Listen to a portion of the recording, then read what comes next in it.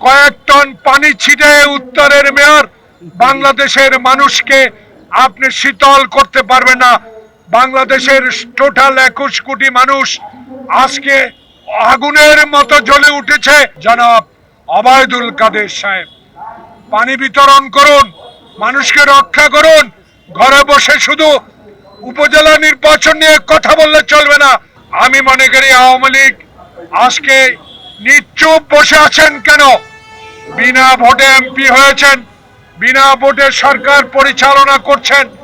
আপনারা এসি গাড়িতে চলেন, 3 কোটি টাকার গাড়িতে চলেন, গাড়িতে 10 টনের রুমে আজকে ঘরের মধ্যে 10 টন এসি আজকে ব্যবহার করে আপনারা শীতল হচ্ছেন।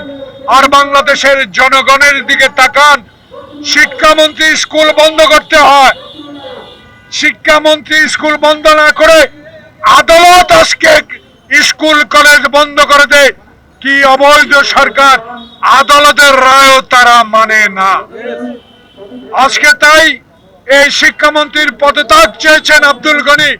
আমি বলবো শুধু পদত্যাগ নয়, বাংলাদেশে বর্তমানে যে 10 জন তাপপ্রবাহের কারণে মৃত্যুবরণ করেছে তাদের পরিবার আজকে শিক্ষামন্ত্রী স্কুল কেন খোলা রেখেছে তার বিরুদ্ধে মামলা করা উচিত বলে আমি মনে করি।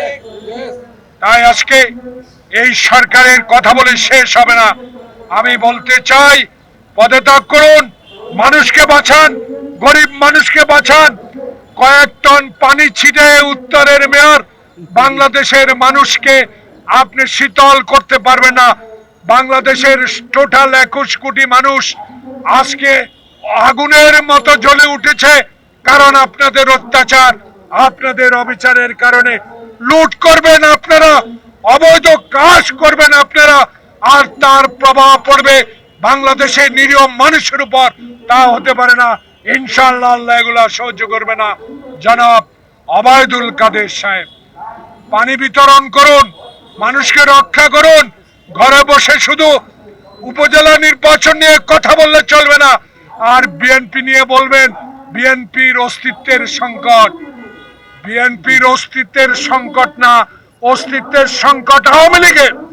কারণ যে আওয়ামী লীগ একটি সুষ্ঠু নির্বাচন দিতে পারে না, যে আওয়ামী লীগ দিনের ভোট রাতে করে, যে আওয়ামী লীগ 154 জন বিনা প্রতিদ্বন্দ্বিতা নির্বাচিত করে সরকার পরিচালনা করে, সে আওয়ামী লীগের অস্তিত্ব টিকে থাকবে না, আপনাদেরও অস্তিত্ব থাকবে না।